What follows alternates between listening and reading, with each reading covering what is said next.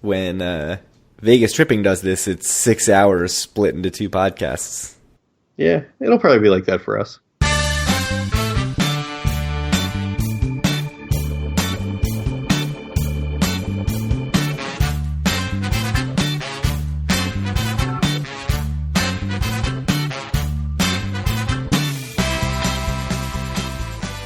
Howdy everyone, this is Thursday, December 29th, 2016, and this is episode 32 of Due for a Win, the Atlantic City and Casino Biz podcast. I'm Kyle Askin, and joined as always by Craig Stone. What's going on with your life? You have a nice holiday season? It was pretty good. As I said, I got a pop filter, so hopefully that will spare some of your ears. And believe it or not, I got a new microphone from you. Yeah. Your old microphone that was deemed too crappy for you to use for this podcast. It's a huge upgrade for me. So, yeah, it's the Snowball ICE, I don't know. Means something, but it's supposed to be okay. That's a good one. I just upgraded. It wasn't good enough for you. No, now I'm sitting here with this giant Snowball, whatever it's called, Yeti with a pop filter. It's pretty ridiculous. The thing's huge. Well, hopefully our audio gets a bit better, because I am actually using a microphone now and not the headset I had been using for the previous 31 episodes, so you can let us know if you think it sounds any better or not. But, I don't know. You ready to get into a little bit of news? Yeah, let's blow through this news, and then we can talk about our favorites. What happened this year, huh? Yeah. Kind of a retrospective? The best of? And the worst of. Yeah, just one worst of. Yeah. All right. So, I think the first order of business, the first piece of news that we have to talk about is the lawsuit between Borgata and Phil Ivey, which, for those of you who have not heard, we'll link to a couple articles in the show notes about it.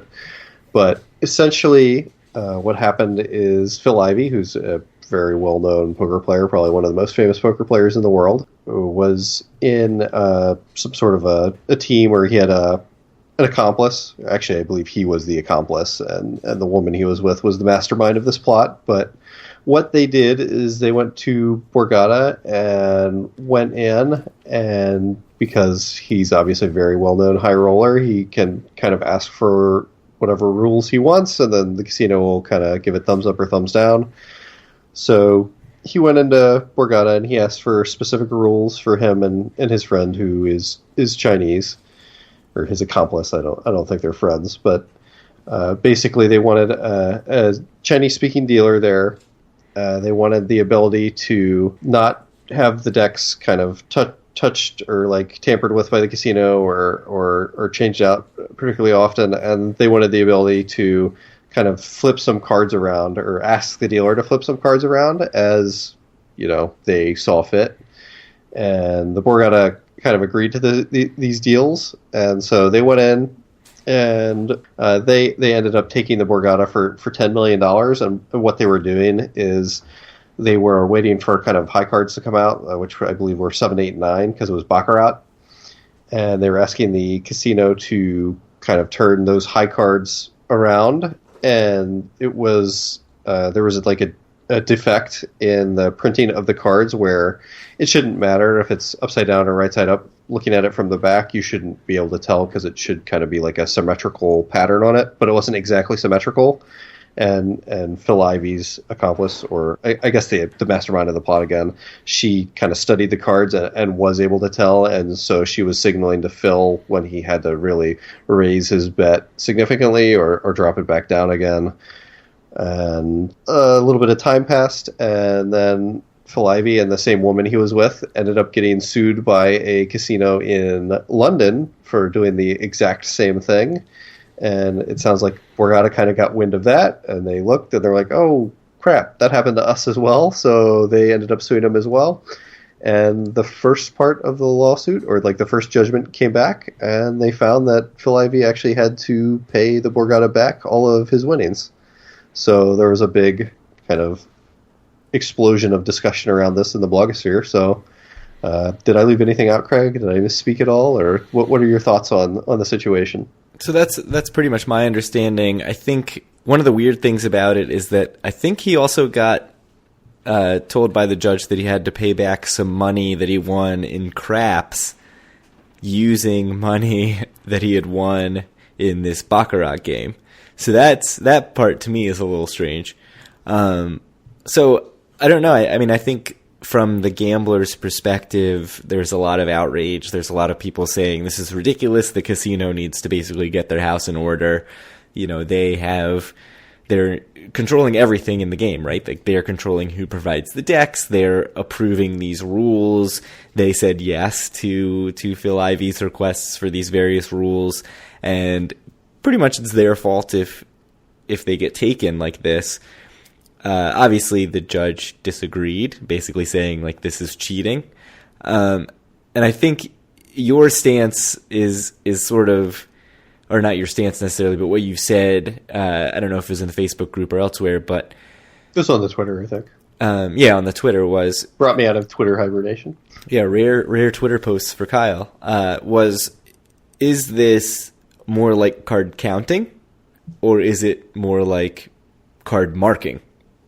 And obviously, you know, card counting is very, at least in Atlantic City, is not really cheating. It's just basically... It's not cheating anywhere. Right. Like, it's using the information in the game to your advantage, whereas card marking is, like, very specifically doing something to the cards to gain an advantage.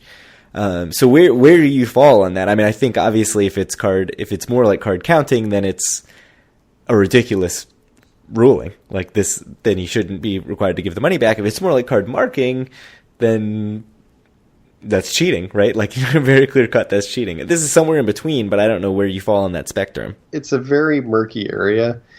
Here's my feelings on it. Like you said, I mean, card counting, it's absolutely not cheating, not just in Atlantic City, but anywhere around the country. I mean, card counting isn't cheating, but casino doesn't appreciate it because they're not going to make money off you. In fact, they're going to lose money to you, so they'll still basically everywhere except Atlantic City kind of kick you out of the casino and tell you not to come back. They actually can't do that legally in Atlantic City, so they'll just flat bet you or not allow you to enter shoes mid-shoe or do all kind of stuff like that. But this is sort of a gray area.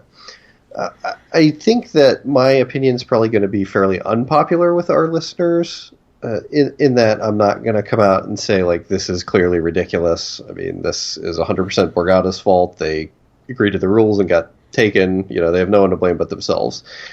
Even though I think that is true, but it's very close. I mean, the thing is, Phil Ivey and his accomplice, or Phil Ivey and the woman who kind of put this scheme together, like, they went in and they knew, or at least they had to know, like, they're doing something very shady, right? I mean, I'm not going to say it's defrauding the casino, but they're doing something which is not on the up and up, so I can't support them 100%. However, with that being said, I will say Borgata did agree to these rules, and Borgata did kind of pay them out while they were on the premises. And for me, you know, Phil Ivey and his partner didn't touch the cards. You know, the casino did all of that. You know, they didn't handle the cards. They didn't mark the cards. They just asked the casino to switch them around, which they were happy to do for them. So for me, I think in this instance, shouldn't be considered cheating, but it's very close. And for me, you know, like, this isn't something I would do because it seems wrong to me. Because for me, it's almost defrauding the casino. I don't know what your feelings are. So when this first came out, when even the lawsuit first came out, I was very much on the side of, like, they agreed to the rules. It's their job to have cards that you can't do this for, right? Like, the whole idea is that the cards should the whole problem is that the cards were not symmetrical, so you could tell the difference if it's upside down or right side up. Yeah, so of course I'm sitting here thinking, oh man, they should be suing the card makers and all this other stuff. But the more I thought about it, the more I thought, like, why do I actually believe that, like, why am I so on Phil Ivey's side on this? And I think what it really comes down to is that I want to believe that you can beat the casino. Like, I just want somebody to stick it to the casino. And when I really, really thought about it, and this is sort of disappointing as a gambler to come to this conclusion, like on the scale of card counting to card marking, I actually lean a little more toward card marking because card counting is totally based on what's on the front of the cards. So like within the rules of the game, it's all about getting to 21, the cards that come out, you're seeing the things that are on the front of the cards. This is exploiting a design flaw, what Phil Ivey and his accomplice are doing. And it's totally based on what's on the back of the cards. So to me, this is much more along the lines of you've effectively figured out that there are cards that are basically marked without really being marked. And so that sort of tilts it to me in that direction. So once I had that realization, I kind of thought, oh man, I actually am, I understand where the ruling came from. I think from just a player standpoint, I feel like, oh, they should have said, well, that's the price of doing business.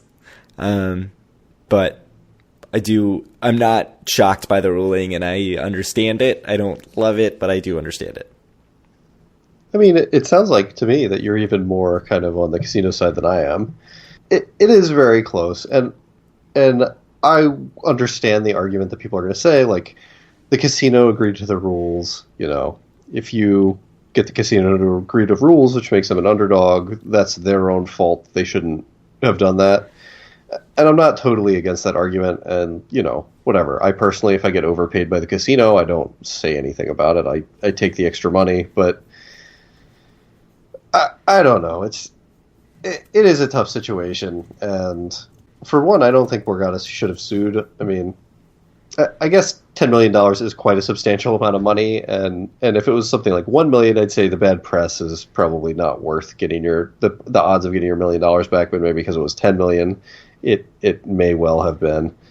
But I don't know. It's kind of a messy situation all around. I think that both sides, or neither side, really comes out of this looking great. So I don't know. I'm going to see what happens. They are appealing, so we'll see what happens as it takes the next steps through the legal system.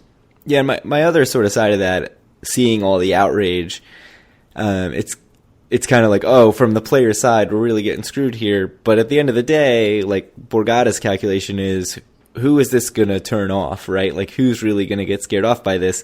And the answer is advantage players, right? Like, people who have figured out some advantage.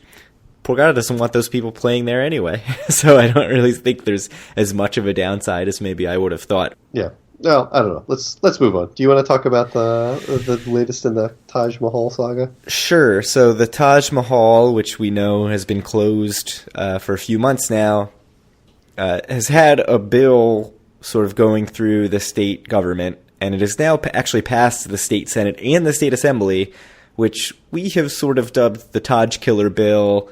Not affectionately, I would have to say, but generally the idea behind this bill is that anyone who closes a casino would not be able to reopen the casino within 5 years if they do not have union workers or do not have a deal with the union in place.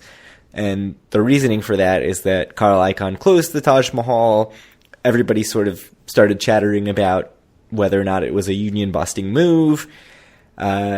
There were rumors that it was going to reopen without union workers, and very quickly Steve Sweeney, who is the state Senate president, moved forward with a bill to basically say you can't warehouse, is his quote, warehouse license, a casino license. So kind of with the caveat that if you do want to reopen, you have to have the union there. So very much a pro-union bill, without getting into the politics of union, pro-union, anti-union. The question now is, will Chris Christie veto this thing? The prevailing wisdom seems to be that he will. There's some question about whether or not there's an overriding majority there where they could even pass this thing, even if Christie vetoes it. But right now it seems like Chris Christie's going to veto this thing. It did pass overwhelmingly in both the Assembly and the Senate, so it does seem like they could override it if they want to. I don't know. I have some takes. I don't know if you want to jump in with any thoughts before I get into my long rambling take about this, but what do you think about this bill passing and Christie's potential veto? I mean, we've talked about this for a few episodes now, so I don't have too much more to say about it. I mean, you can do your long rambling take. I have very complex feelings about what leads this type of bill to pass in such an overwhelming majority. And it's super cynical, so take it with a huge grain of salt going in. Like I said, the prevailing wisdom is that Christie's going to veto. So if you are a state senator or assembly person in New Jersey, you see this bill come across your desk, there's almost no downside to voting yes on this bill, because either you voted yes and Christie does not veto, and it happens, and that's fine, and you can say, oh, I supported the union or whatever. Or Christie vetoes it, and you can say, oh, evil Chris Christie, he vetoed this thing, I looked out for the working man. Even taking it to another cynical level, I think the ideal scenario, if you are a politician in New Jersey, is you vote yes on this bill, Christie vetoes it, the Taj reopens as a non-union shop. So, the Taj does reopen, which is good for Atlantic City. And then the union makes a lot of stink and gets a lot of TV coverage about, this is non-union workers. They got a lot of coverage. Everybody's outraged about this non-union shop. And you can say, hey, I voted for the bill. If only Chris Christie didn't veto it, they would have reopened as a union shop, because you can talk in hypotheticals. And then you can sort of keep your cred as a union supporter while the Taj reopens, and you get to trash Chris Christie. Like, there's no downside there. So I think this is one of those weird bills where it almost forces you to vote yes. I'm interested to see where, even though they supposedly have this overriding majority, I will be very interested to see if Christie vetoes it, if it just dies. If they don't push for it to come back around, which will very much play into my cynical theory. If they do override it, then okay, they really wanted it, and I'll take back everything I said.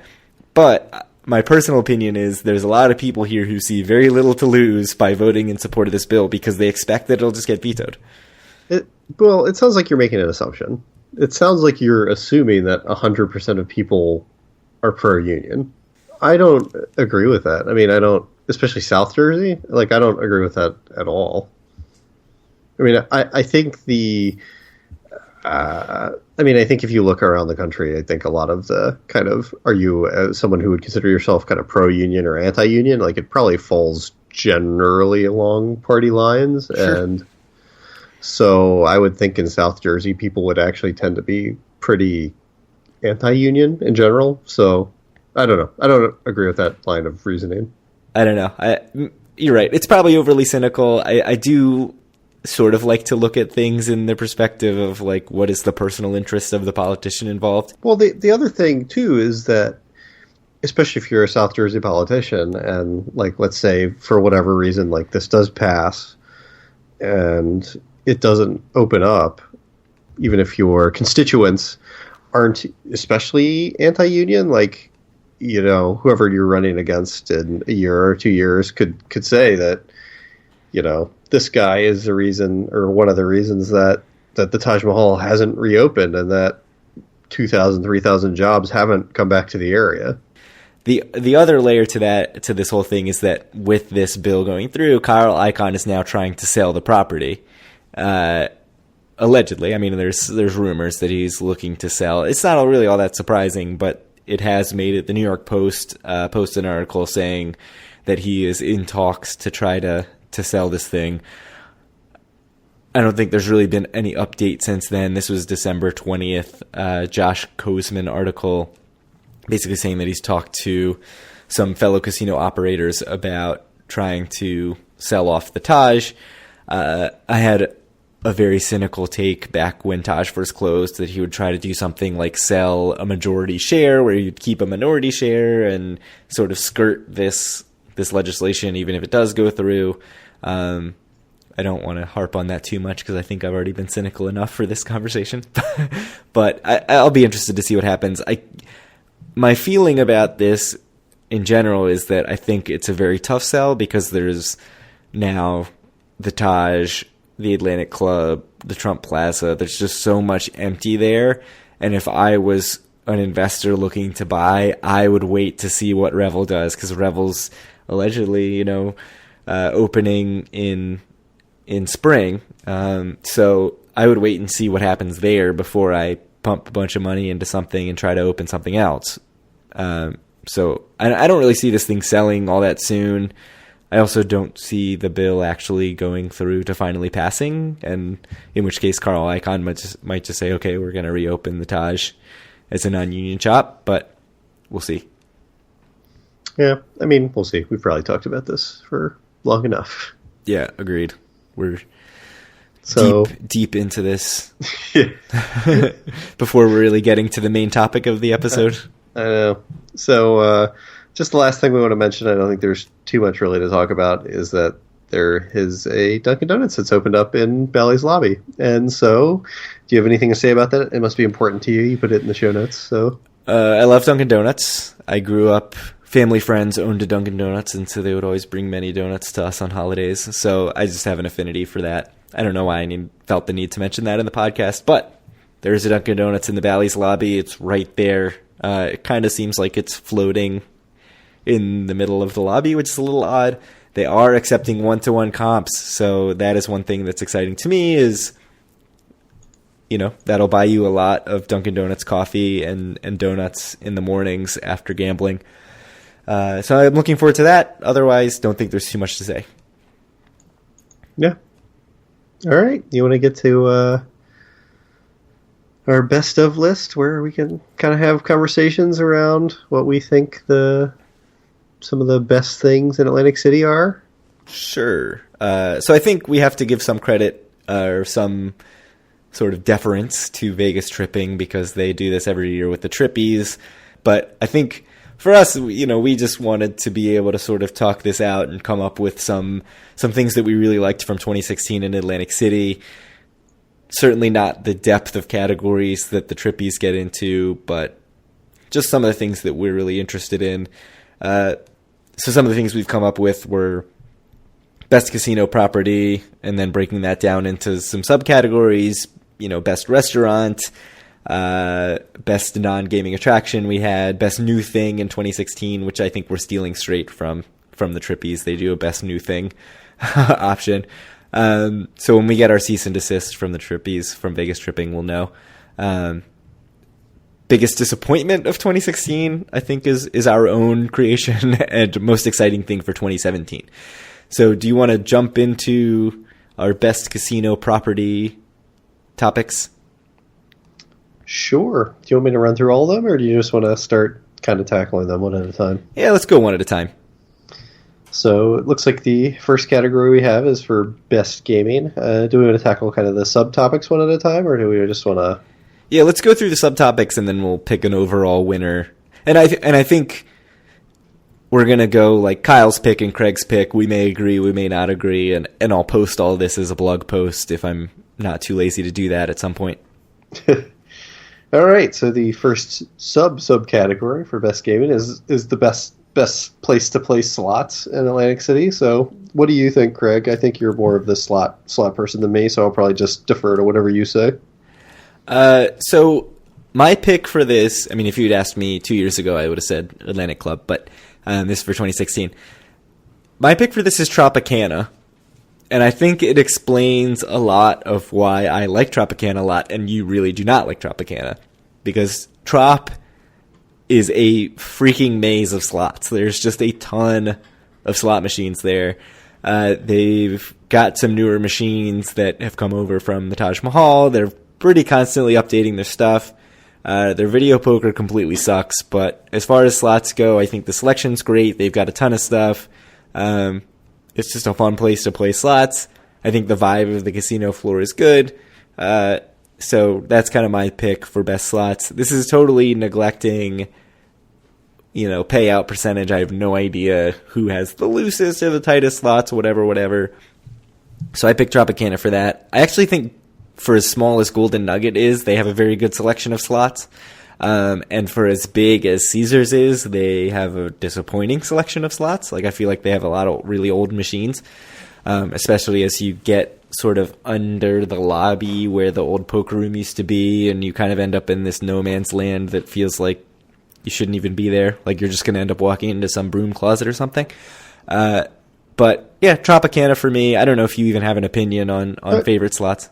I can answer this. For me, the thing that I really enjoy when I'm playing slots, or the thing that I find tolerable about playing slots, is I really like what the Caesars properties do, kind of all three of them, where you can actually see your reward credit balance and your tier balance that you're accruing throughout the session, like right there in front of you.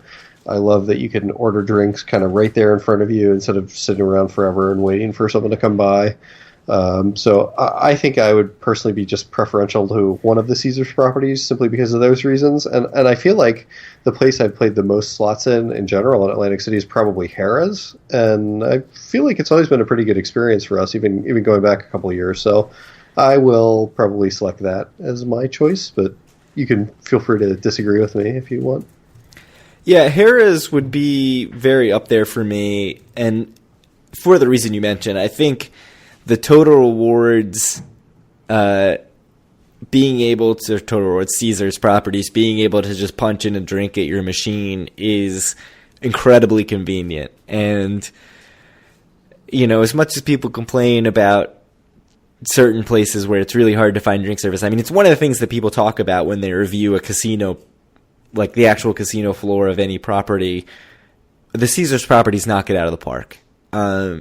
And Caesars in particular, which again, I don't think has, they have a lot of slots and they have some newer stuff and they have some older stuff.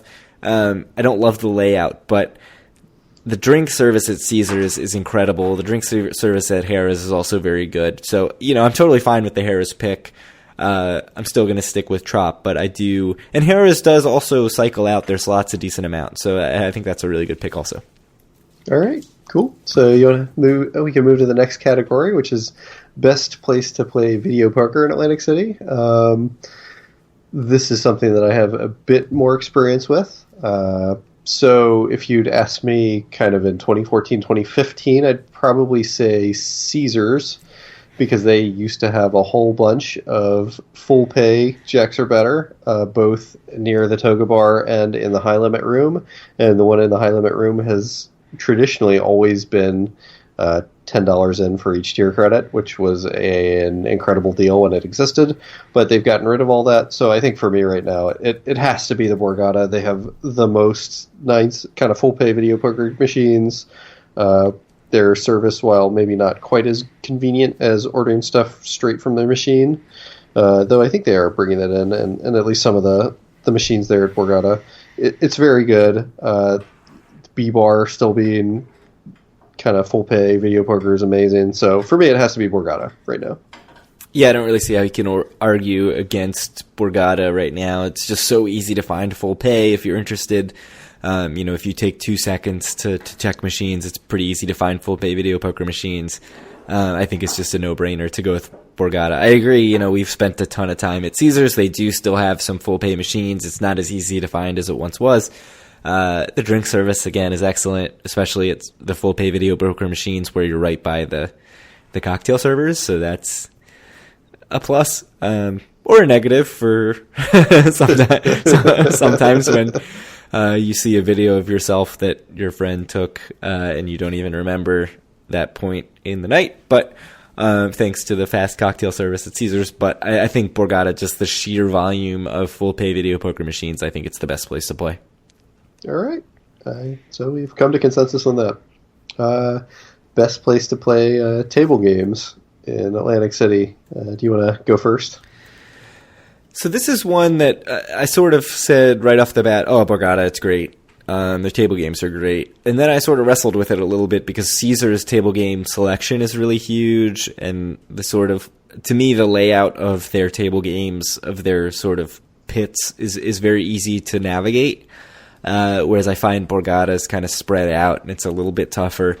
I think I still have to go with Borgata more because, I like the dealers a lot, although I think we'll get to that in a different category. But the thing that tips the scales to me for Borgata is $20 Pai Gow tiles and Pai Gow poker, which means it's $1 commission, which I keep harping on, but I love that is the thing that just pushes you over the edge every time. I mean, they have a great table game selection. Like, let's not.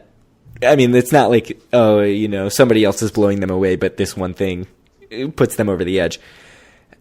The two things I'll say about Borgata, it's such a nice casino, and I'm always pleasantly surprised by the limits. Like, by the minimums. I don't think the table minimums are extraordinarily high, considering how nice the casino is.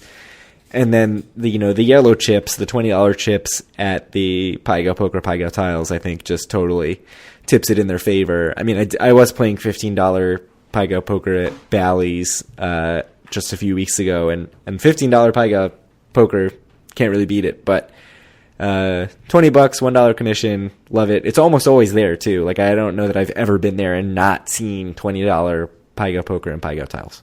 Mm-hmm.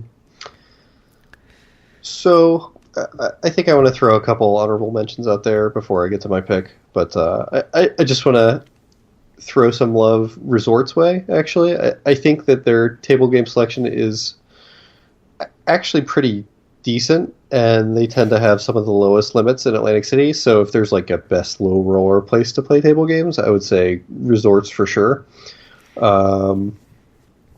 Not only that, but they even have some blackjack tables where a dealer stands on soft 17, which is pretty rare, I think. On $10 blackjack, no less. Yeah. I mean, we can't overstate how incredibly rare that is anywhere. I mean, maybe in like Summerlin.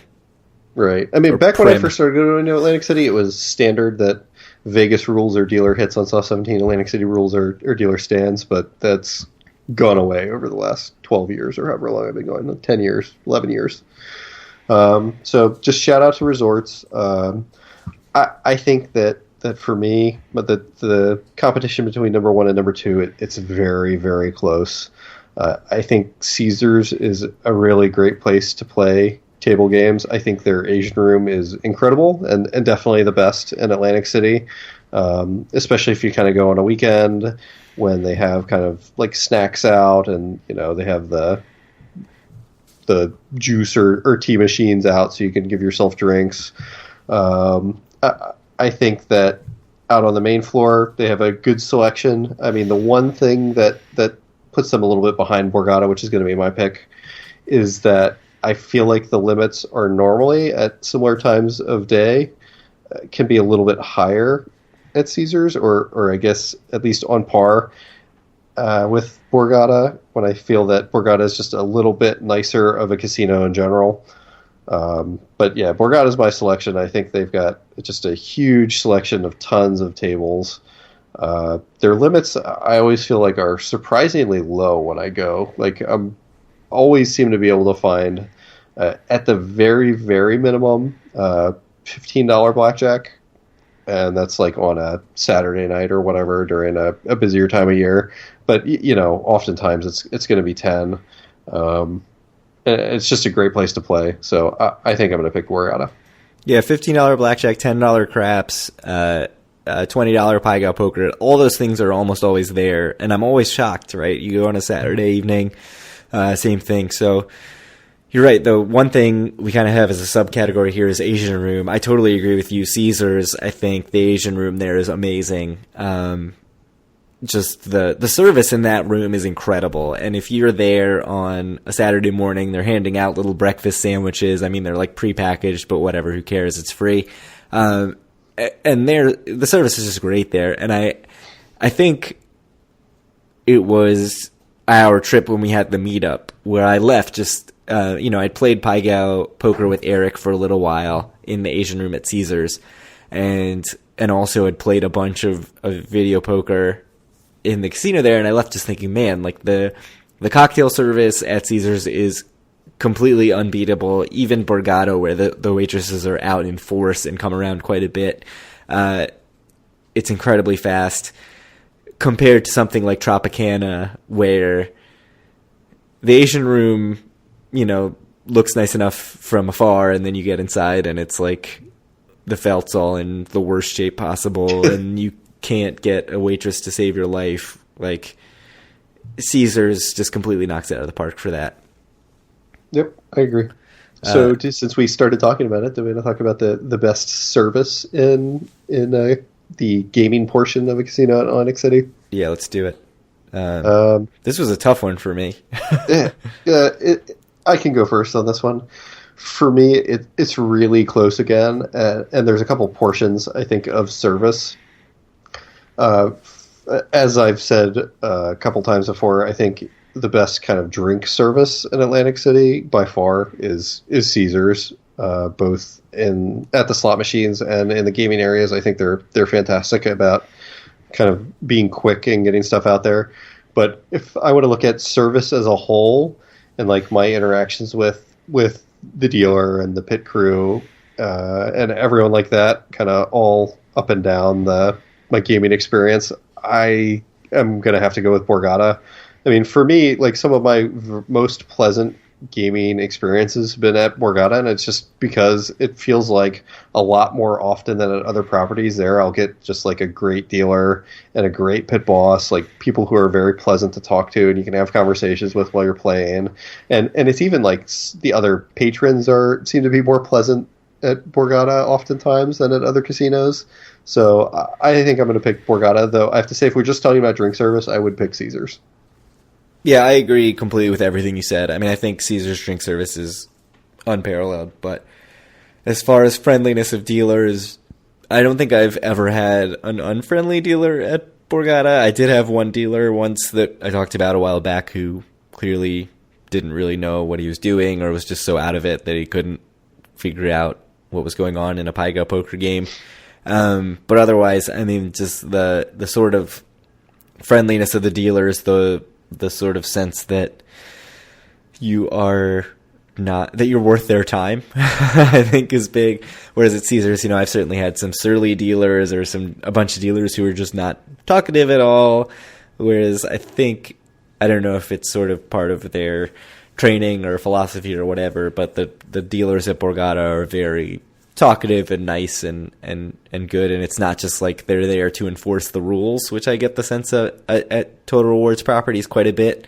Like, I will only talk when I'm telling you what not to do, which is kind of disappointing. And I've had that feeling for a really long time about Caesars, not just in Atlantic City, but in Vegas. I always sort of feel like their dealers are the surliest of general properties. Although I've heard that with profit growth plan in Vegas, some of the MGM personnel are getting kind of salty, but I haven't experienced that, so I can't really speak to that. But yeah, Borgata, again, just the service is great on the casino floor. The drink service is good. It's not as good as... Yeah, it's perfectly fine. Yeah, it's not as good as Caesars, where you can just punch in a number and you get it quick, but... It's not Tropicana, where me and you just sit at the Paiga table for an hour and a half and never see anyone. Yeah, Trop's drink service is horrendous. Yeah, it was bad. Like, our dealer had to just like scream at the woman when she was walking by to come over. Twice, I think. I think it took 2 times of her doing that to get a drink when we were at the Paiga Tiles table at Trop. So what about comp programs? Where do you think you're the most appreciated and getting the best deals? Well, so there's a couple different ways you can look at this as well, I think. So I'll start by saying that I haven't played all that much at either Tropicana or Resorts, and I'm getting like very good comps. Resorts, I'm getting 7 days a week comped. Tropicana is 6 days a week, and I had both those even throughout a good bit of the end of the summer. So there is definitely something to be said for that. If you're just like, I'm a low roller, I just want to get, free rooms, at least on maybe Fridays or whatever, or like maybe even Saturdays during the off season. I think that both Resorts and Tropicana are good for that. But another thing to look at in comp program is like, what can it get me not only in Atlantic City, but all around the country? Which is what initially kind of drew me to Total Rewards. I don't think you can beat Total Rewards in terms of you can go there. It's the exact same company. You don't have to jump through any hoops to get rooms in Las Vegas if you play in Atlantic City. They have properties just everywhere in America, 40 properties or whatever, all around the country. So no matter where you are, there's probably not a Total Rewards casino that far away from you. So if you get up to the higher tiers, if you're Diamond or whatever, you might be able to get a free room, nearby wherever you happen to be going for a weekend. So I think just in the big picture, I think Total Rewards is the best comp program, and I don't think it's particularly close. So I wrestled with this one a lot because Total Rewards for me is the one I use the most, and it's certainly the one I default to for all the reasons you just mentioned. And if you're just interested in a room, like if what you want out of comps is a room, I think Total Rewards is unparalleled because they've got 3 properties. It's very, very easy to book. They're very clear with you sort of where you stand. One of the huge benefits is you book and you can call if the rate goes down, and they're very accommodating with that. So now that I talk myself, I think I may be talking myself out of my actual choice here. Talk about what your extra choice was, and then you can make a decision. So I had resorts because, as someone who has not played all that much at resorts, I get free rooms there 5 nights a week, I think, in the summer, and 6 nights a week in the off season. They give me a decent amount of food credit, dining credit, and then they also give me a lot of discounts elsewhere. Like maybe not things that you're that excited about, but little discounts to the restaurants and stuff like that probably aren't going to get you to come to the casino in the first place. But if you're already staying there, very nice.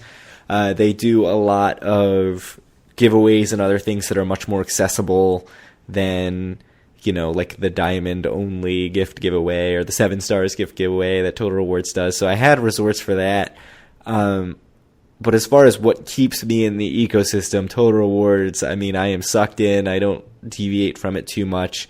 So I think if you're talking very, very specific to Atlantic City, for my experience, resorts is the most generous. And even with a trip where I basically took their match play and did nothing else, it seemingly did nothing to hurt my comps there, which if you know how I play, that gives them a lot of credit. But yeah, it's tough. It's a tough choice between them and Total Rewards. Like like I said, it all comes down to what your priorities are. If you're a low roller, if you're local to the East Coast, if you're going to go to Atlantic City kind of 9 out of every 10 gambling trips you make, I think that resorts is a perfectly acceptable choice for you to make, for all the reasons that Craig laid out and that I laid out in talking about them. But just, for me, the big draw, especially after, just so people know, my original hotel I went to the most was the Atlantic City Hilton, because they were affiliated with the Las Vegas Hilton, which neither of those exist in that form anymore. But, I went to the Hilton because it was the best in low rolling, and there was a place for me to stay when I went to Vegas, and I did stay at the Las Vegas Hilton the first, 2 or 3 times I went to Las Vegas, because I had comped rooms from the Atlantic City Hilton. But since that's gone, I think the easiest thing to do, and the thing that drew me to Total Rewards, was that it was all over the country.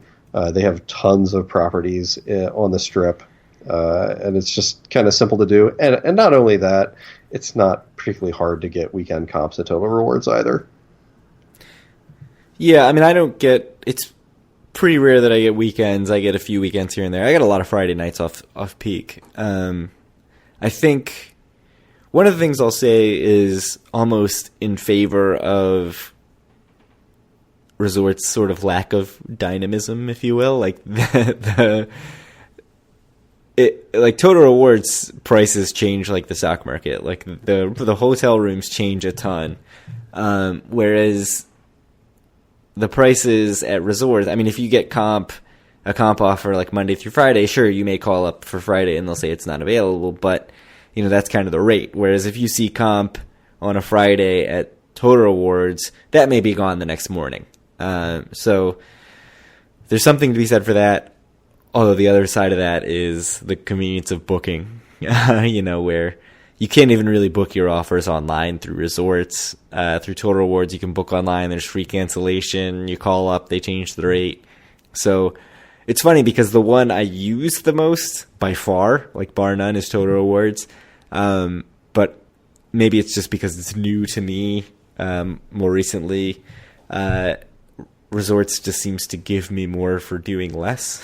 So I'll still give the nod to Resorts for me. Yeah, that's fine. So overall, what do you think? Best gaming casino, where do you go with? Borgata. Yeah, I mean, I don't think there's anything else to really talk about. Yeah, I mean, we picked Borgata for lots of things: video poker tables, and service. Yeah, and once you pick those three things, that's our typical experience, right? Like, our machine gaming is hugely done at video poker machines, table games, obviously, and then service. Like, those are the three things we look for. I would appreciate more comped rooms, but at the levels I'm playing at, it's just not going to happen there. Right. And I will even say... That's what happens when you're playing at the nicest place in town, I think, is you're not going to get as many comps. Right. Supply and demand. But even, I'll say their comp program still, despite not really giving me many room options, I never feel like I'm sort of ignored there. Like, they do give me match play, they'll give me free buffets, things like that. So they do a good job of sort of giving you the right benefits to keep you feeling like they don't just think that you are scum. And that's nice. Like, I actually get better, like, food and beverage comps and match play and slot play at Borgata than I do at Caesars. I just get way better room rates at Caesars. And if you ask me which I'd prefer, it's definitely the room rates. Like, I'd rather get better room rates, but, I don't feel totally shafted by Borgata, and just everything else there is so great. I think it's hands down the best gaming. Yep. So, all right. Do you want to talk about the best hotel, best place to stay? Yeah, I mean, gaming. So just a heads up, gaming was by far our most detailed category with subcategories and stuff. Best hotel, we just have a couple things. So best rooms. I can go first since I've actually stayed there, but right. The best rooms in Atlantic City are in the Borgata. Just in my experience, I feel like, have I stayed everywhere? I haven't stayed at Golden Nugget, but I've stayed in every other open casino in Atlantic City. It just, for me, hands down, the nicest rooms that I've stayed in are the Borgata. I would give second place to Caesars. I've only ever stayed in the Centurion Tower, and it's very nice, but I think the Borgata has the best hotel rooms in the city. Yeah, I mean, I feel like I sort of have to say Caesars just because I've never stayed at Borgata. But, I mean, I've seen the pictures. I've talked to people who stay there. I can't in good conscience say anything but Borgata. So, and the other thing I'll say is that Borgata absolutely blows everyone else away as far as the common areas, like the lobby, the little touches, like, you walk off the gaming floor, you walk around, you see like the Chihuly sculptures, they've got the little waterfall and everything, or whatever water feature there. Everything's super nice, super clean. I mean, Caesars is fine too, but it's just like not on the same level as Borgata. So I think that just completely knocks it out of the park. So what about hotel service? Same thing. I mean, it's just like it is on the gaming floor service. I mean, my most pleasant experience with employees, just generally in any of the casino properties, has always been at Borgata. I've never had an issue. I've only stayed there 2 or 3 times, but my room's always been kind of spotless there. There hasn't been any like weird maintenance issues as frequently happen in the Caesars properties that they've had to fix, or like when I stayed in Tropicana and my first room was a smoking room when I asked for a non-smoking room just because they overbooked or whatever. Like, I've never had any experience like that at Borgata, so it has to be Borgata again for me. Yeah, I mean, I can't really speak to Borgata's actual hotel service, although I've called for sort of non-hotel related, like entertainment and other stuff, and the service is always great.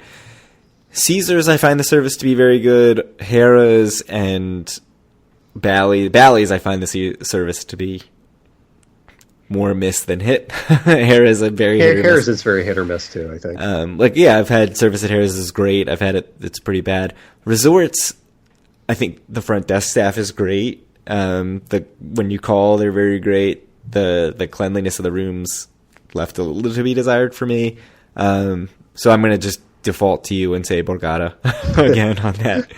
So I think best hotel, hands down, All right. Borgata, right? Borgata, yeah. I mean, I don't think there's much else to say. Yeah, I don't know if we're just going to go completely across the table here on Borg, but we'll see. It's possible. Maybe. It's possible. No, Borg won't win best value, I don't think. Probably not. So best on-site restaurants. So right, we have you've broken it up into two categories, which are fancy and casual. Right. So I'll let you talk about fancy because that's like way more up your alley than mine. So I'm saying fancy-ish, right? Because a lot of times you say, what knocks down to casual. Like some places will say that, like Harris says McCormick and Schmick's is casual. I would say that's fancy-ish. Like, yeah, it's fancy-ish. We'll put that in the ish category. Fancy restaurants for me, if you're including the playground as part of Caesars, which is not anymore, I think it's a slightly closer competition. It's still not really a competition, though. I think Borgata completely knocks everybody out again. Celebrity restaurants out the wazoo, Gordon Ramsay, Bobby Flay, or not Gordon Ramsay, who I think of, Wolfgang Puck, Bobby Flay.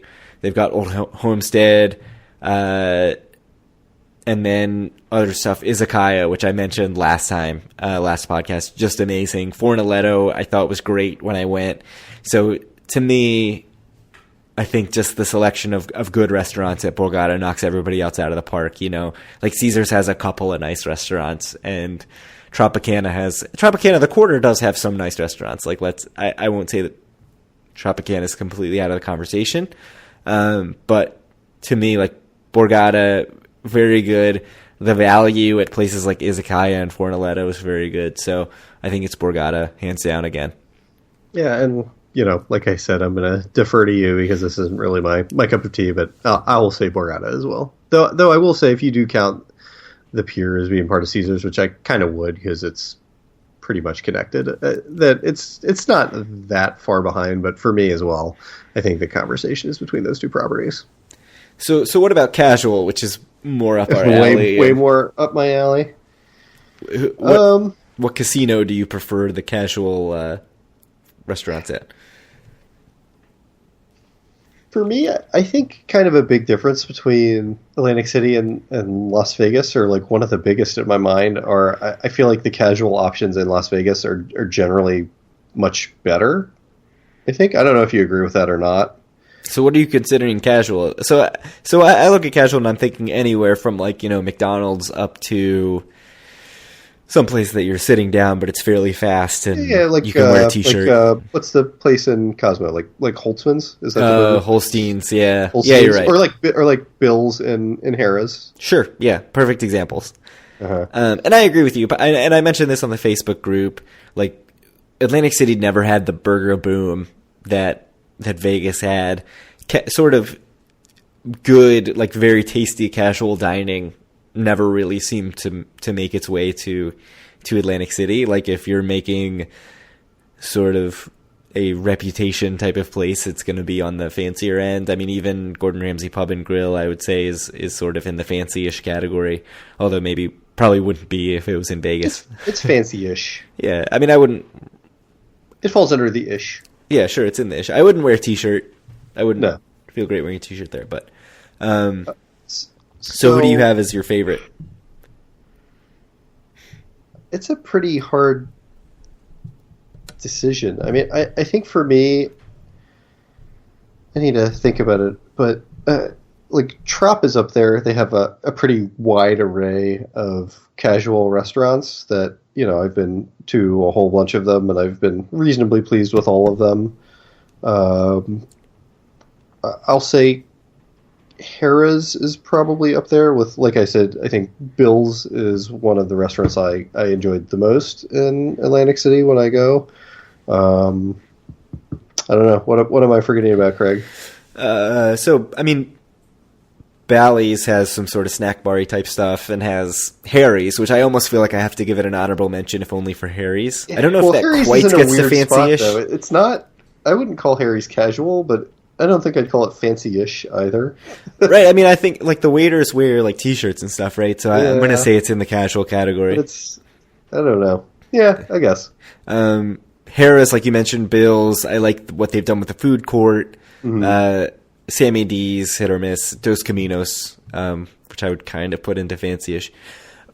Resorts, I think, has a really big selection in this category of casual. I mean, very, very casual to like right. Yeah, Gallagher's that's true. Burger Bar. Like Margaritaville, or they actually have a food court. And right. I mean, my problem with resorts is that Margaritaville, Landshark, like I think those are sort of glorified snack stands that charge you a lot for like chicken fingers, and that's not really my cup of tea. Like I don't find that very exciting. To me, I think it's Tropicana hands down, just because I really like Chickies and Pete's. They've got Casa, which is good for breakfast, and I'm assuming also has reasonably good tacos and stuff. Rira in the Quarter, which we've gone to. Which we've been to several times. Hooters, which I'll throw in there. Which we've also been to several times. Yeah, a couple times at least. And so, yeah, I think Tropicana is very good just because of what they've got between the Quarter and that market, whatever they call it, like marketplace area over by the boardwalk. And I really have enjoyed Chickies and Pete's both times I've gone. The food I've gotten, I like the atmosphere when I went, and it was pretty crowded, just as a place to watch sports. So I'm going to give the nod for me to Tropicana. I think I'll agree with that. I mean, a couple more. Like even I think Caesars has some alright spots between the Noodle Bar, or if you want to count Sazai and on the pier. I don't know if you want to count that as casual, but I think it's casual. Yeah, I would definitely consider Suzai as casual. But we may have more to say about it. I agree with you. I think the best casual on-site restaurants should go to Tropicana. So if we finally have broken away from Borgata a little bit, so maybe getting right back to them. What about best entertainment? Do we want to say overall best on-site restaurants? Oh, did we? Yeah. Let's talk about overall. So, who do you think has the best overall on site?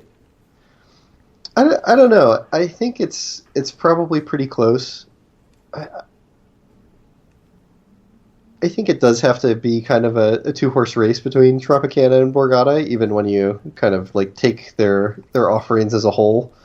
I think Borgata's a bit weak now since they've kind of redone the marketplace, or which used to be the cafeteria, but I still would have to go with Borgata. I feel that even though I haven't been to many of them, their fancy restaurants are probably enough better than Tropicana's to cancel out how Tropicana is probably a bit better in the casual restaurants. So I think I'd have to say Borgata. Yeah, I mean, it's tough for me to say like Tropicana has some stuff in the Quarter that's on the fancier side, I guess, but yeah, it's really hard for that to beat out the selection that Borgata has. And I'll throw in that Borgata in the casual side does have bread and butter. Yeah, which bread is butter like is fantastic. Yeah, just excellent breakfast staple. So, and even though I poo-poo on the marketplace quite a bit, they do have a whole bunch of restaurants down there too. Yeah, so I think it's got to go to Borgata. So we're still for general categories, in a Borgata clean sweep.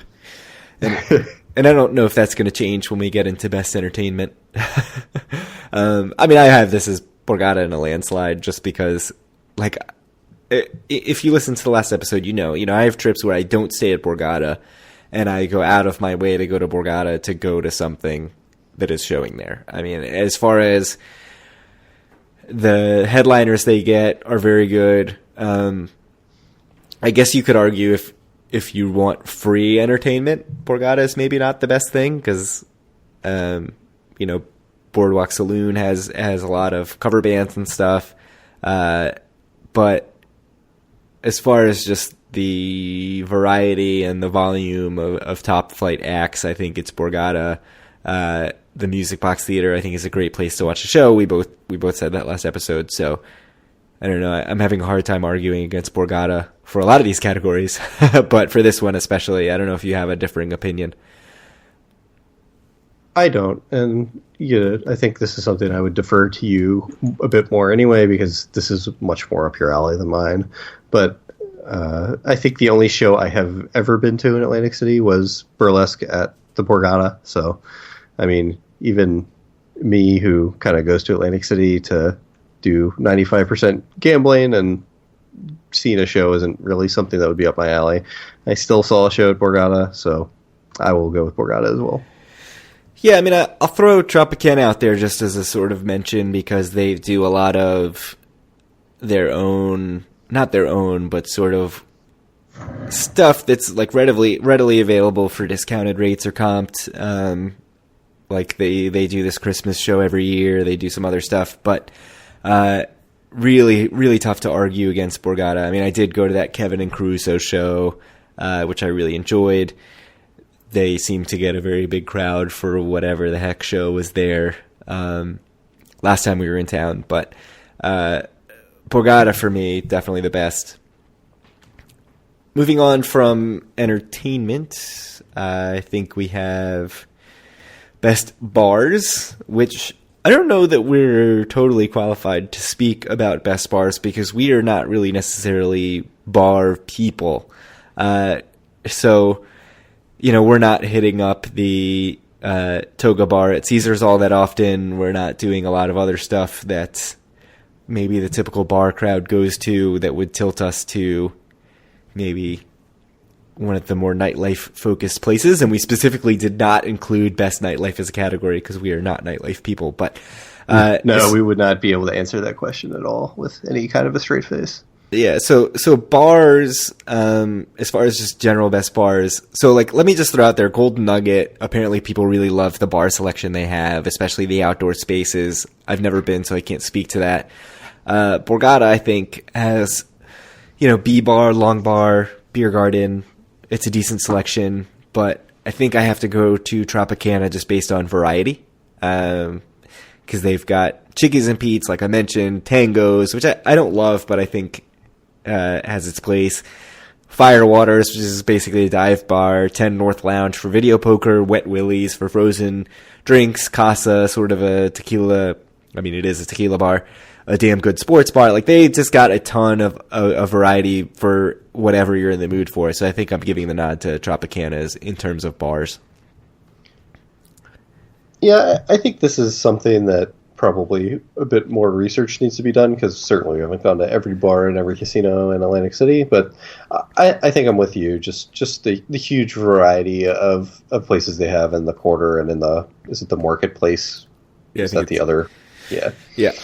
I think that Tropicana is like you said, has the biggest variety and of places to go and drink a variety of alcohols depending on what you're in the mood for. So what about best value? Do you have any thoughts? We're finally maybe getting away from Borgata a bit on this one. Well, so there's a lot of ways you can kind of look at this, like best hotel value, best place for low rollers, best place to get cheap food. But I think for me, especially now that, the old place that I used to stay at all the time, the Hilton or the ACH or the Atlantic Club or whatever you want to call it, is closed. I think that resorts for me has kind of taken up that mantle of, cheap room rates, low table game limits, plenty of kind of like super cheap, super fast food options like Dunkin' Donuts and Ruby's and things like that, or even kind of Margaritaville. Though I do have to throw out honorable mention to both Golden Nugget, which honestly for me, like, it probably isn't getting the respect it deserves simply because I've been there like 2 or 3 times total in my life, though I know some people really do love it a lot. So it probably should be in the conversation.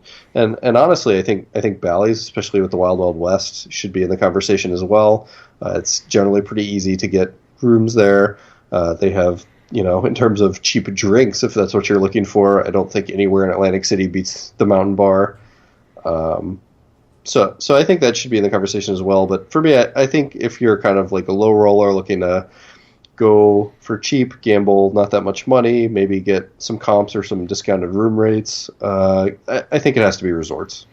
Yeah, I'm totally with you on resorts for all the reasons you mentioned. I think the one thing I'll throw out there is actually Harrah's, which I think if you are looking for sort of a slightly nicer experience where you're still getting pretty good value, there's just so many rooms there that if you're in the Players Club, you can get pretty steeply discounted rooms and sort of get the experience of a nicer casino, better restaurants, like bigger variety of restaurants than Resorts has. But the discounts, the coupons, the comp rooms and everything, I think Resorts is very, very tough to beat in that category just for best value. Like, I wanted to sort of, I throw Harrah's out there just because I think it's a little nicer.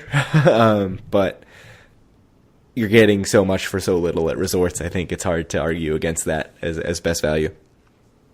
Cool. So do we want to talk about what we think the best overall casino is in Atlantic City? Yeah, I don't think there's much of a conversation given our previous answers, but yeah, I just don't see any way that you can say anything other than Borgata here.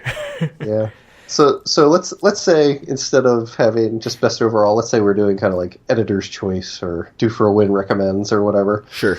Is there any other property that you would kind of give like editor's choice to in Atlantic City, or is it just Borgata? I mean, the other one that gets into the conversation, I think, is Caesars, which is funny because I don't think we picked them for any category, like maybe like best Asian room, and we talked about the drink service as being great. But overall, to me, like the thing that gets Caesars sort of on the radar is very centrally located on the boardwalk. The rooms, again, like I think Centurion rooms are great, but it's just really hard to beat Borgata in terms of table game selection, service, rooms, just the sort of niceness of the general common areas, the restaurants, everything. Just Borgata seems to knock it out of the park. Whereas, I love Caesars. I think it's a great place. I think it's probably my home property, if you will. But if if Borgata was offering me all the same things that Caesars was offering me, I would drop Caesars in a heartbeat. Right. I do think that it is very close. I mean, I think it's closer between those two properties than it may seem just from like listening to our answers. But I mean, for me, it's like Borgata has the intangibles, right? Like the things that really matter, like how good is the service? Like Borgata's second to none in Atlantic City. Like how good is if you're going there and things you care about are like fine dining, like Borgata's second to none in Atlantic City. In something like nightlife, which we didn't even talk about because we're not really experts on it, Borgata has very good nightlife. I don't think that Caesars really is in the same conversation as Borgata. And I think if we had other places that have the reputation for having good nightlife, it's like Golden Nugget and Tropicana. It's just, I do think that Borgata kind of puts everything together in a cohesive package in a way that no other casino in Atlantic City does. And for me, if I had to give out kind of Editor's Choice awards, I would only give one, and it would go to Borgata. But I think Caesars is close to getting an Editor's Choice stamp, even if they are kind of a bit behind Borgata on kind of the intangibles. Yeah. And a couple tangibles as well. Yeah, I agree completely. So I think Borgata and honestly, next year we'll see what happens with MGM. I mean, it might be that Borgata goes way downhill. So yeah, hopefully not. But I could see that happening. And if the resort fee goes up, if the video park goes away, it's going to be a lot closer than I think people expect. But what about food? Let's move on to sort of getting out of just the specific casino properties to like best anywhere. What do you think the best restaurant is specifically? So we talked about best restaurants in general, which casino had the best restaurants within their property. What is your favorite specific restaurant? So for me, I have to say I've not ever been to Chef Vola's. I've never been to Cafe, 1840... 28, 25, I think. I don't know. So there are a couple very nice restaurants in Atlantic City I have not been to, but I think one of the best dining experiences kind of period in my life happened at Doc's Oyster Bar in Atlantic City. And so for me, I have to go with Doc's. I mean, the service was impeccable. It was amazing. The food was amazing. Just the whole experience was fantastic for me and my wife when we went. So I have to go with Doc's.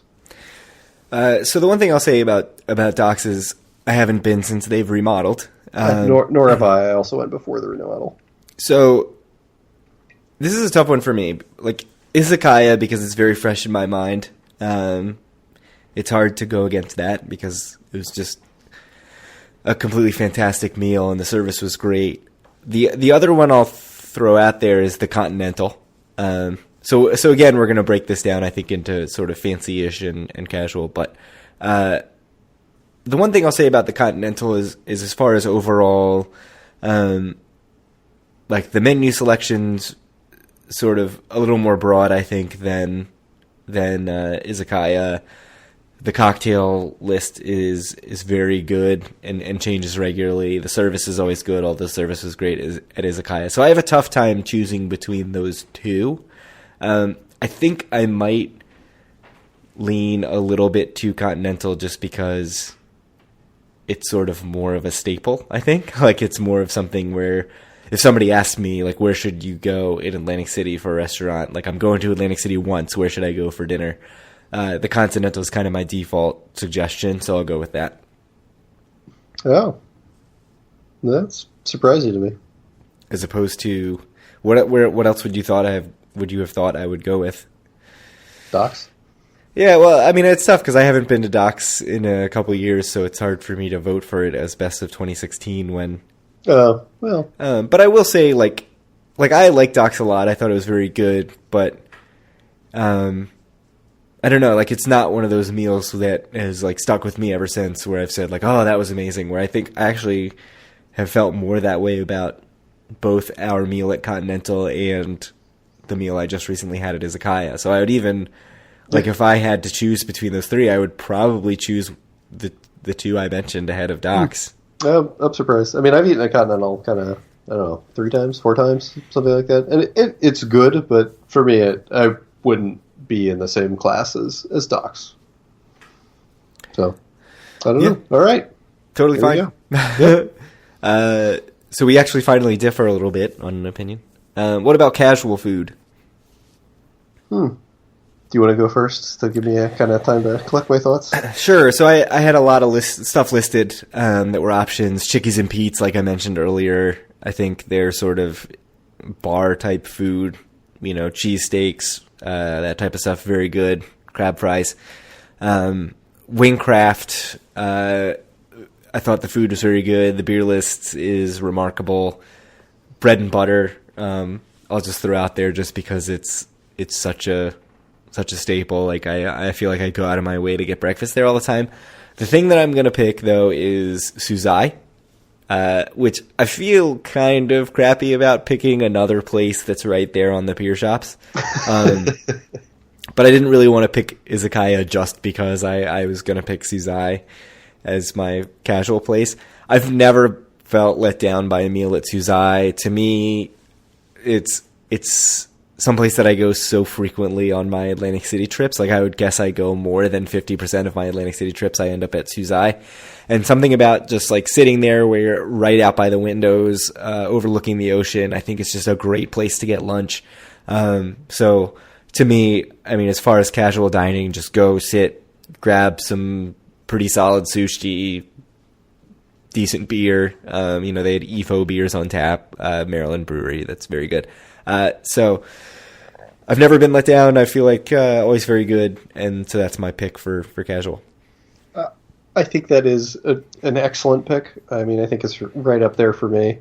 I've been there so many times. And for me, like one of the quintessential Atlantic City moments is just being up there on the 3rd floor of the pier shops and kind of like looking out the windows and just seeing the beach and seeing the boardwalk and being like, yeah, I'm in Atlantic City now. This is awesome.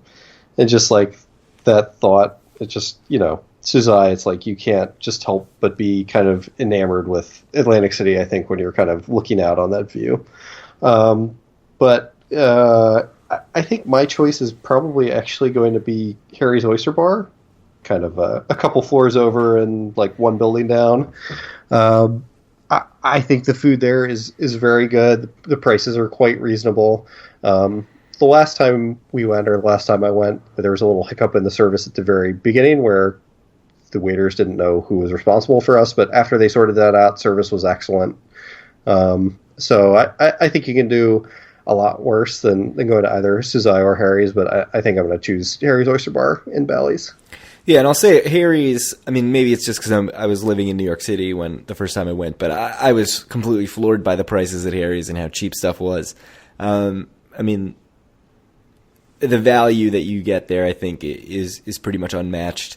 So I think I went for Suzai more for the reasons you were talking about. It's just a quintessential Atlantic City experience, but I certainly can't fault you for picking Harry's. I think that's also a really good choice, and I almost think it's a little bit overlooked, right? Because it's at Bally's, it's downstairs, it's it's owned by Docs, so it's kind of like the Docs went 2 for 2 with me of Docs. But it's very, very good. I think if you haven't been to Harry's and you're looking for a place to grab a meal in that part of the boardwalk, it's definitely a place you should try. Yeah, it's definitely very good. You can do a lot worse. So what about? So that wraps up best restaurants, right? So what about non-gaming attractions? Do you even have thoughts on best non-gaming attraction? I mean, I guess you could go very general and say like the boardwalk, right? Yeah, you actually stole my thunder. That was what I was gonna give some rambling kind of roundabout way and end up with it being the boardwalk. So I think that there are a few things that I really enjoy doing when I'm in Atlantic City, kind of other than gambling. So just kind of like walking around, seeing the city, and last time I was there was the first time I went to Gardner's Basin. I thought it was very, very nice. I enjoyed my time there quite a bit. I can imagine in spring, summer, kind of when it's a bit warmer out, that being like an absolutely great place to spend a morning. You can go to Gilchrist, you can go to the aquarium or whatever, have yourself just a very pleasant morning, kind of looking out over the water. But for me, kind of like my favorite thing to do in Atlantic City, if I'm not at the tables, and it has always been this way for me, even from my first trip down, when I run out of money, like what am I going to do? Like I'm going to just kind of walk the boardwalk and see what there is to see and breathe in the ocean air and look out over the beach at the waves. And so for me, it is the boardwalk, and I suspect it will be kind of in all years past and all years future as well. Yeah, I mean, that's certainly sort of the quintessential experience, right? Like that, as far as, I mean, just look at the books written about Atlantic City, right? It's like Boardwalk Playground, Boardwalk of Dreams, Boardwalk Empire, like everything's related to the boardwalk. Like that is Atlantic City. I'm actually not going to pick the boardwalk. And I think partly, I love the boardwalk. I still love walking around on the boardwalk. When I think about what makes me love Atlantic City, that first trip when I went with you and our friend Taylor, and it was the winter, and something about like going out on the boardwalk where it's almost deserted, and I don't think it was snowing, but it was very cold, and it just like something about it just captures you of like, wow, this place is like made just for me to be here and walk down the boardwalk right now. I feel like I've soured a little on the boardwalk lately just because it's like T-shirt shops, head shop. So you're going to pick the store on the boardwalk named Peanut World, right? So I have that written down in my notes, but no, I'm not gonna pick Peanut World. Both the greatest and worst place on the boardwalk. My choice is the outlets, which is maybe kind of lame, but I feel like I get a lot of sort of time value, whatever you want to call it, out of wandering out the outlets. I think it's a very, very good outlet mall compared to other outlet centers around. I mean, I've gone to quite a few others that are at other tourist locations, Hershey, Ocean City, Maryland, that kind of stuff. I think the ones in Atlantic City are excellent. I almost always end up buying a ton of crap. Even my last trip, I bought a bunch of stuff, and I always end up spending a ton of time there. Like I end up thinking like, oh, I'll go walk around the outlets for 2 hours, and then like 4 hours later, I'm done. So, certainly I think just as far as taking Atlantic City in a different direction and providing something that I think people would go out of their way to go to. If the boardwalk was better, I think it would blow the outlets away. Like, I think that is the reason people would go to Atlantic City. It's the reason people should go to Atlantic City. The outlets, I think, are right now just a more sort of fully realized attraction than the boardwalk is. So I'm going with the outlets. I think that's understandable. I mean, for me personally, I'm sticking with the boardwalk because I'm not really a shopper. But I could definitely understand that sentiment, and I know that the outlets are a big draw to Atlantic City for a lot of people. So, do you want to get to the next category, or do you have something else to say? No, so I mean, I think we're going super, super long here, but that's not too surprising. The last three categories are kind of wrapping up, right? Like, there's not really, like, what's the best thing in a casino, whatever. So we have these sort of weird, almost news topic-y categories.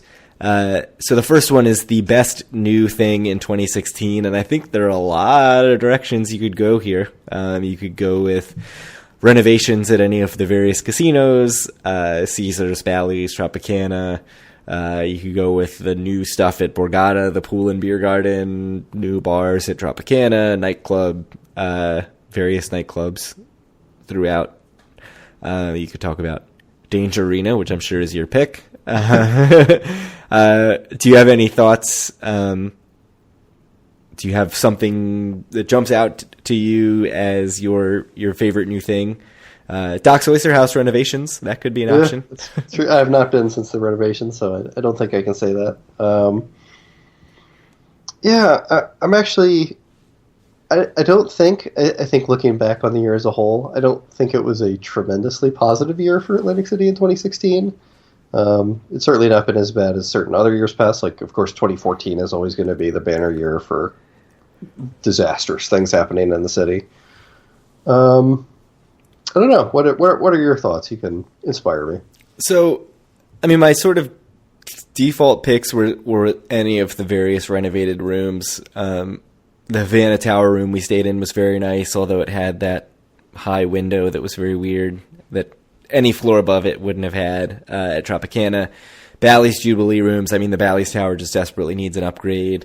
Caesars Forum Tower rooms, those rooms desperately needed an upgrade. There's a bunch of stuff at Trop, they got that Kiss Kiss. I think they've shortened it from Kiss Kiss A Go Go to just Kiss Kiss nightclub, but obviously that doesn't mean anything to me.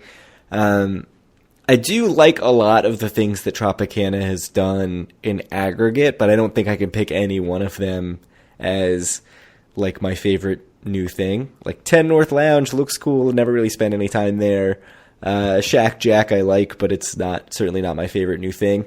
I was very, very tempted to pick Royal Derby, which is at Tropicana and Resorts, just because as far as what I've spent a ton of time on, that would be it. But I'm going to go with a pick that I think will surprise you, Kyle. Mm-hmm. And it is the Boardwalk Saloon. That's surprising. Because we shit all over that thing when it first opened. That's actually, I think that's quite, well, the saloon itself is not the best, but just, I do think that there's a lot of validity to kind of like the change they've made in Wild Wild West, kind of making that a place where bands come and play, gives it a bit of a different vibe. I think I agree with you. I think that improved Wild Wild West pretty dramatically for the positive. Yeah, and it's not just, so like the Boardwalk Saloon, when it first opened, was just kind of this one bar and not much else. And yeah, they had a DJ and some live music playing over by the stage. And so when we first reviewed it, it was very much sort of not done. And they've expanded it a lot. They've done a lot with getting bands in there. I don't know that you can really include the games, the table games in the Boardwalk Saloon choice here, but they've expanded it out. It feels much bigger now, the Boardwalk Saloon. They've added a bunch of tables and other stuff there where it feels more significant, and it feels like it really stretches into the music venue. So it feels like that sort of music venue / bar, like it's almost like a bar like you'd be at if you were at a concert. And so to me, just being down there a couple of times when there is a live band playing, there are a bunch of people who are really, having a good time. and just seeing it sort of as it was meant to be, it really makes you realize, like, oh, this vision that I just couldn't see when we just went and the Boardwalk Saloon had just opened and it was 6 p.m. and we were kind of like, what the hell are they doing with this thing in the middle of here? To see it really, like, lively and fully realized, I think made me understand, like, oh, this is what they were going for, and I think they did a really good job. Where I was pretty skeptical just based on everything else that had happened at Wild Wild West, you know, the big empty area where there's no table games and kind of was closed for a long time, and they talked about, oh, there's going to be retail and all that stuff, and it's like, no, there's not. There's not going to be retail. That's a ridiculous idea. So to see finally this this bar/concert venue open up, I think they did a good job. I agree with that. Kind of everything else that you said as possibilities are total non-starters for me, but the changes they made in Wild Wild West, I do think are very good. So I'm down with that. So the biggest disappointment of 2016. Lots of options. Yeah, so we have all kinds of options, from kind of all of the government state takeover nonsense to the non-opening / opening of the Revel, to like whatever the abomination at the Showboat is, to the closing of the Taj Mahal and everything that went in around that. What am I forgetting, Craig, as possibilities? The failure of Boardwalk Booze, which we got very excited about. What else? I mean, things that we don't really care about. Wave Nightclub in the Playground Pier that folded very quick. Atlantic Club potential deals. The name 10 you right. Throw in there. Increasing resort fees. New Year's Rockin' Eve was canceled. Like all these things. A lot of disappointment. I think for me, the single biggest disappointment, though,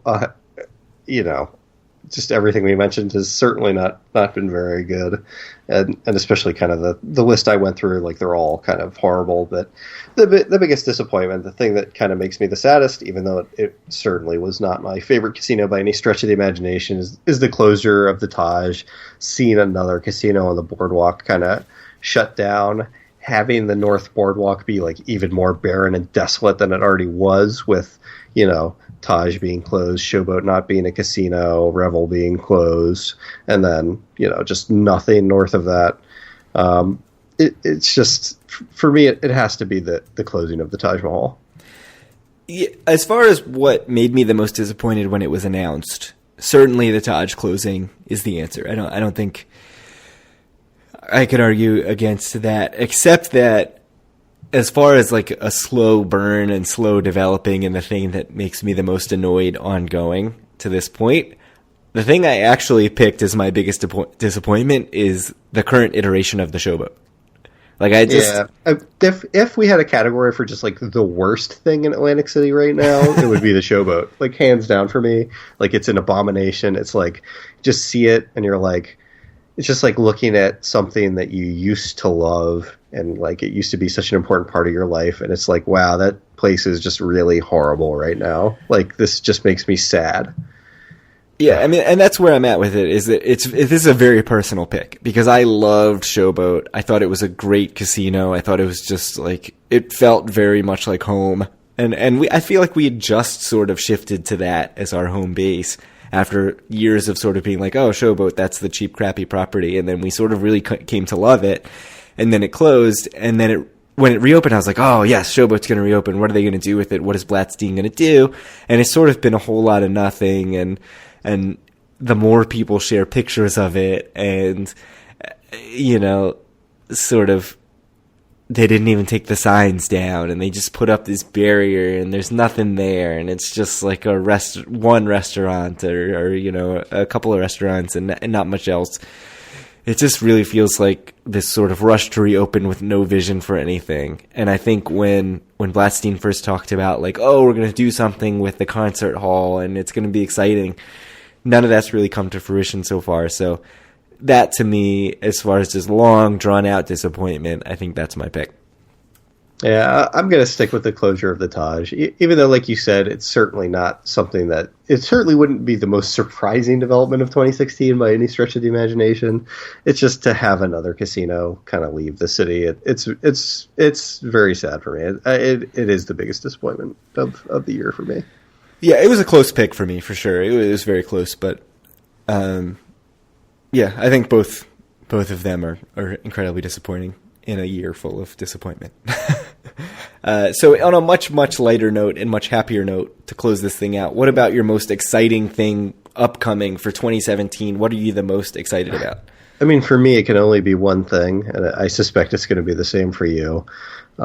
Just with everything we've said about kind of all the rankings that we've had, that the Borgata has kind of dominated, or Caesars has been the only one that's been close to them. I think that the reopening of the Revel, depending on how it's done, can really be something that shakes up a lot of stuff in 2017.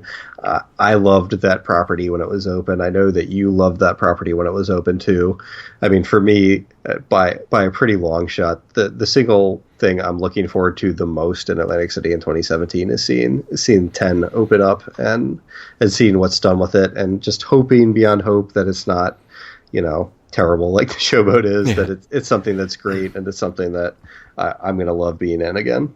Yeah, I mean, it's with great trepidation that I choose this, but also a complete no-brainer, right? Like, what else could it possibly be? Revel 10. I'm so excited for it. I want it to be so great. If it opens and totally sucks like Showboat, it will be our biggest disappointment for 2017, I think, hands down. And, yes, I mean, I guess absolutely. It would not. Yeah, it's almost impossible for me to imagine some scenario in Atlantic City that's sadder than it opening and sucking. Yes.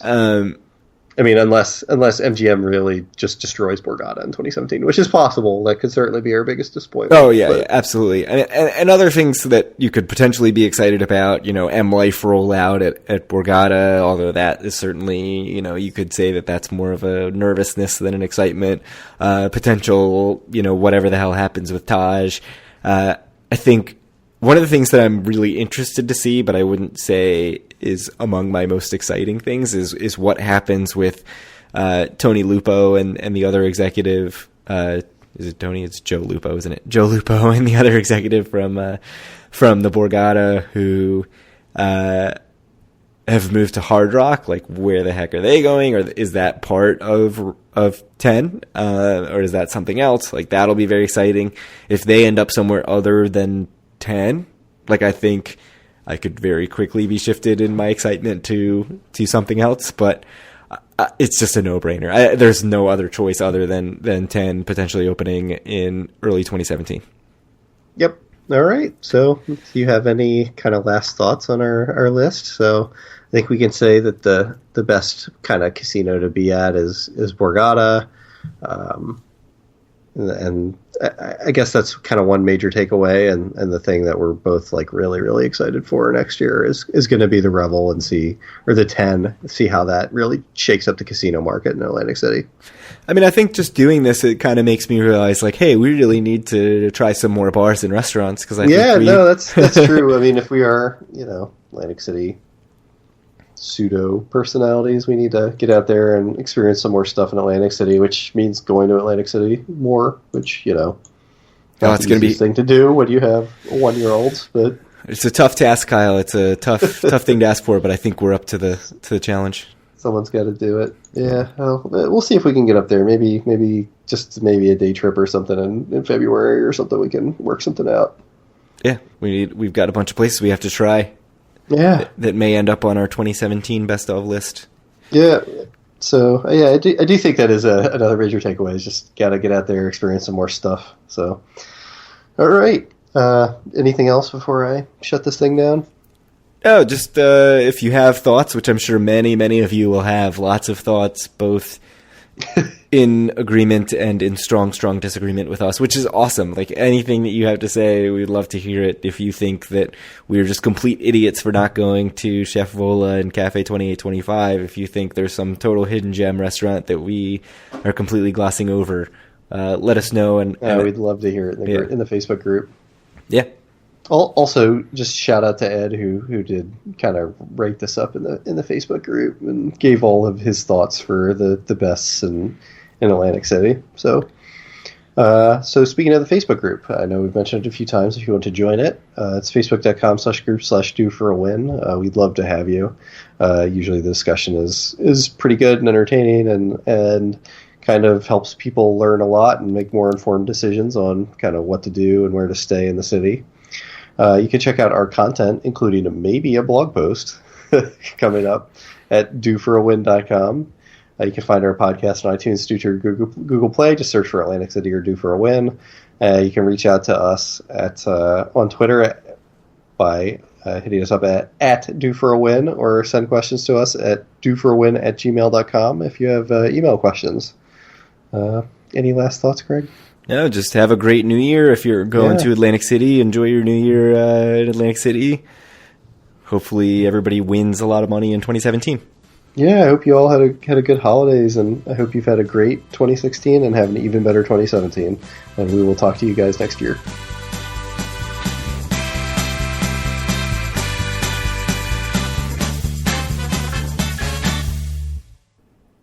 You know, everything has the caveat of, like, it's the best thing we've done. Like, if you think Old Homestead is the best restaurant in Atlantic City, like, okay, I can't argue with you because I haven't been. I haven't been to Chef Full. I haven't been to Cafe 2825.